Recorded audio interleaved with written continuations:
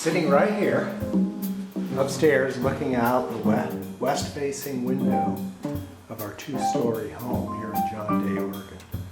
John Day is about 44 degrees north latitude.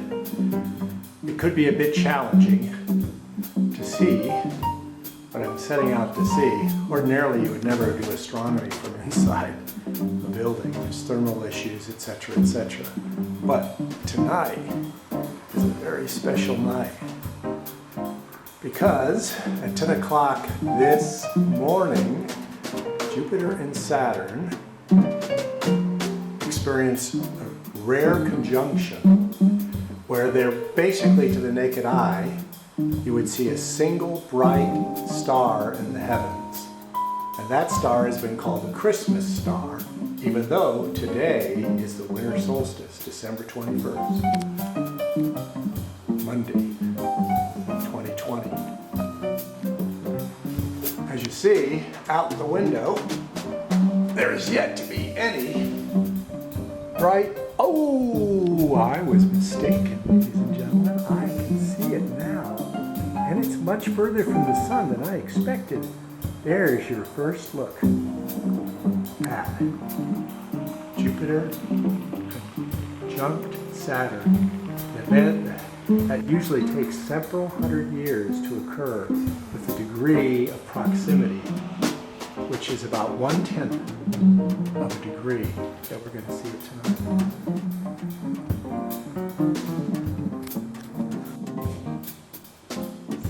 Here's Jeff trying to line the telescope up to planets. I only have to line it up on one planet because two of them are so close, although in the finder scope they're clearly separated. It's only a 7-power finder scope I'm looking through. Meanwhile, what I have here is a small refractor telescope known as a short tube 80. And I am bringing it to focus visually first so we can have our own glimpse of the planets before we slap the camera in to the focuser, the diagonal focuser, and give you a look at it.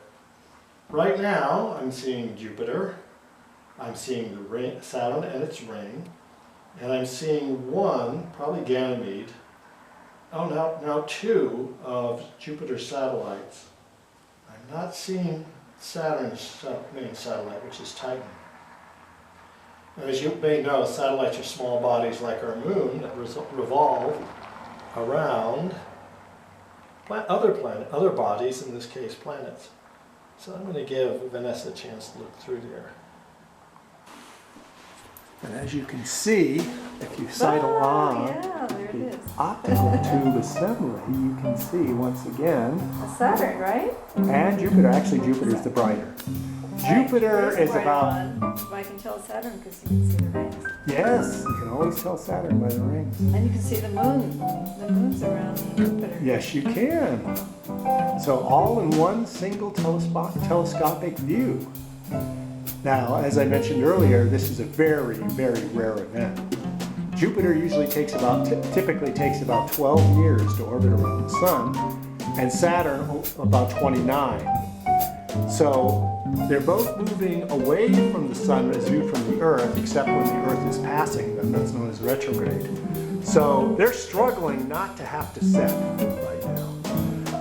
The Sun is already set to its lowest point to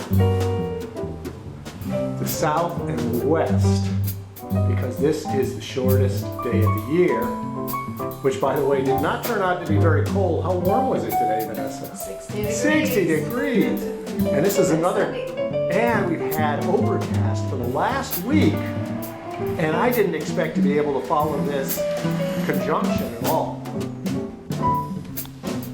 Okay, this time I lifted the camera out of the focusing tube, and I'm doing my pre-zoom in advance. I'll focus on some distant object, put it about 9x magnification, and I'm going to turn off the light, drop the camera while it's already in video into diagonal. I can turns out, planets have kind of already swept out, so I'm gonna have to, and we're getting very close to the trees in the distance here on the hillside.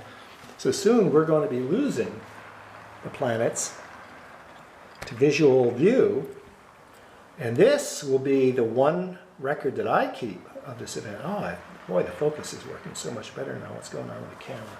All this experimentation is paying off. Anyway, this will be the one view I'll have in this lifetime of these two planets coming so close together. I think it'll be several hundred years again before we see them together. And in terms of their archetypal relationships, if we decide to be a little bit philosophic about this, this is a time between when things want to expand and things are working against that expansion. And we certainly can see that in politics in this country, the United States of America. Resistance to change and much needed change, especially with regards to the natural environment. Let's hope that people everywhere awaken to the fact that the world is pretty desperate right now. Species die off, global warming, toxicity in the soil and in the air. People's health are being compromised, they're being made more susceptible.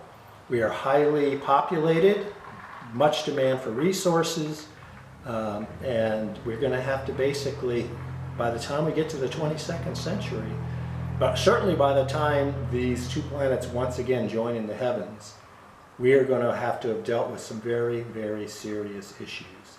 But you know what? Worse stuff has happened in the past and we've dealt with it. This time we can see it in advance.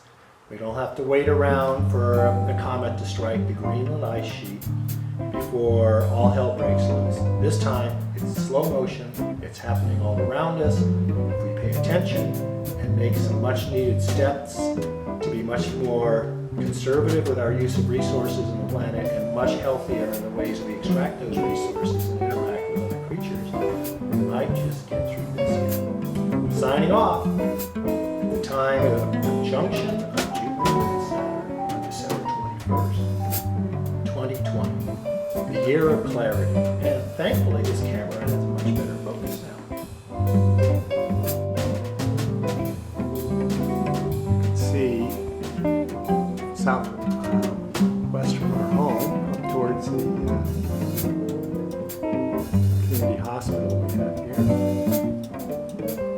And above it, Jupiter is just about to disappear into the treetops, and Saturn. Now we're beginning to fade out. We're seeing the passing of an event that will occur again in several hundred years. Good travels to you both.